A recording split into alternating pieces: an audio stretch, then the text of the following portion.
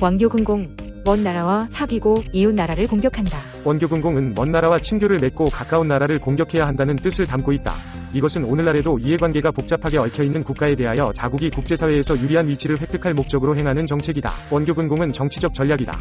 누구에게 몽둥이를 겨누고 누구에게 올리브 가지를 흔들어야 하는지에 대해서 반드시 생각해야 하고, 몽둥이와 올리브 가지는 적절하게 잘 섞어서 사용해야 한다. 몽둥이만 있고 올리브 가지가 없으면 전 세계의 여러 나라들에게 몰매를 맞을 것이다. 그리고 올리브 가지만 있고 몽둥이가 없다면 만만한 상대라고 무시당할 것이다. 이 세상에 이유 없는 사랑은 없고 이유 없는 원한도 없다. 외교 정책 중에서 가장 좋은 계책은 먼 곳에 있는 나라와 우호 관계를 맺어서 가까운 곳에 있는 나라를 제거하는 것이다. 어느 나라든 자국에 관련된 일을 처리할 때는 자국의 이익을 가장 중시한다. 무엇 때문에 남이 우리와 사귀려고 하고 우리에게 잘해주며 우리 물건을 빼앗아가지 않고 특별한 이유도 없이 우리를 지지하는지 당신 역시 분명히 알 수 있다. 그러므로 원교도 장기적인 우호 관계는 아니다. 서로 언제 반목할지도 모르기 때문이다. 이웃 나라를 없애면 멀리 있는 나라도 이웃 나라가 된다. 그때가 바로 그 나라를 없애야 할 때다. 결국 가까이 있는 나라는 지금 없애는 것이고 멀리 있는 나라는 처음에는 기분을 맞춰주다가 나중에 없애는 것이다. 먼저 한 나라를 없애면 먼저 없어진 나라는 다음에 없어질 나라를 끌고 오게 되고 결국 두 나라를 모두 섬멸할 수 있게 된다. 이것이 바로 원교근공 이치이다. 이 원교근공은 지방연맹을 와해시켜 각계격파하기 위하여 자신의 나라에서 멀리 떨어진 나라와 우호관계를 맺고 가까운 나라를 공격하는 계책이다. 적들끼리의 연맹을 막기 위해서는 수단과 방법을 가리지 말아야 하고 온갖 나쁜 소문을 퍼뜨려 서로 의심하고 미워하게 만든 후 각계격파해야 한다. 원교의 목적은 사실상 적이 많아져서 그 많은 적들에게 피해를 입지 않기 위해 사용하는 외교 사기술인 셈이다. 원교근공은 기원전 270년 전국시대의 위나라 범수가 진나라 소왕에게 진언한 것에서 유래되었다. 전국책이나 사기에 의하면 범수는 당시 진나라의 대외 정책이 가까운 나라를 두고 먼 나라를 공격하여 실익을 거두지 못하고 있으니 반대로 먼 나라와는 친교를 맺고 가까운 나라를 공격해야 한다고 역설하였다. 제나라는 아주 멀고 중간에 한나라와 의나라도 있습니다.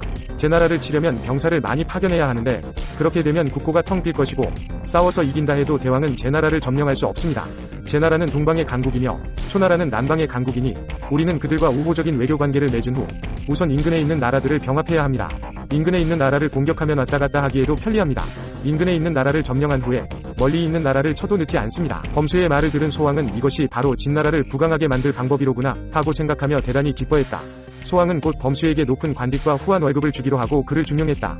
범수의 휘황찬란한 원교근공 계책으로 진나라의 세력은 점차 확장되었고 나날이 강성해져서 중국 통일의 기반을 다졌다. 진나라 소왕이 범수를 등용한 것은 귀족을 억눌러 중앙집권을 빼앗기 위해서였다고 한다. 이 나라에서 망명해온 범수는 진나라 귀족층의 천적이 될 수밖에 없었다.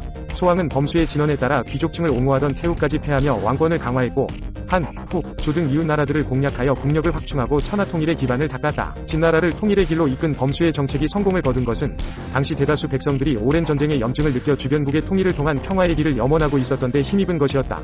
사실 범수는 전국시대 위나라의 달변가로 이름이 높았으나 뜻을 펴지 못하고 대부 수가의 식객으로 지내고 있었다.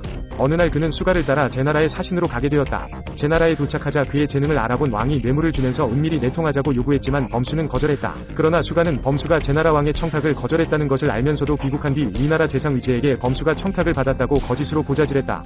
화가 난 위제는 범수에게 죽지 않을 만큼 체벌을 가했다. 그리고 기절해 있는 그를 거적에 둘둘 말아 변소해 버린 다음 사람들로 하여금 오줌을 누도록 했다. 범수는 며칠간 기절해 있다가 겨우 정신을 차렸다. 범수는 그를 감시하고 있던 병사에게 사정했다. 여보시오, 은혜는 잊지 않을 터이니 나를 좀 살려주시오. 마침내 범수는 병사의 도움으로 몰래 탈출했다. 그는 변장을 하고 이름도 장록으로 바꾸었다. 후에 그는 진나라로 도망가서 소왕의 신임을 얻어 재상에 오르게 되었다.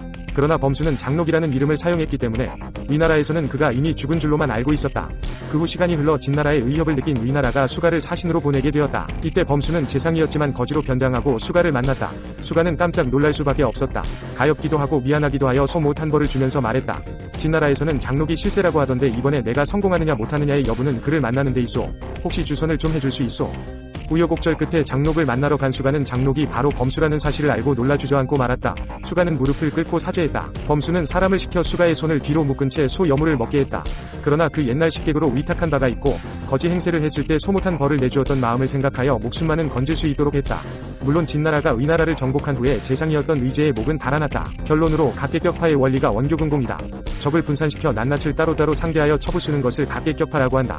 만약 당신이 대적해야 할 세력이 여럿이라면 원교근공 이 계책을 잘 활용해야 한다. 그러나 이 계책을 쓸 때 반드시 주의할 점이 있다. 분열시키고 와해시킨다는 것은 그 세력들을 서로 증오하게 만드는 것이다. 그들이 서로 물어뜯고 싸우지는 않더라도 적어도 연합해서 당신을 공격하지는 않도록 해야 한다. 유용하게 보셨다면 검색창에서 성필원으로 검색 부탁드려요. 유용하게 보셨다면 검색창에서 성필원으로 검색 부탁드려요.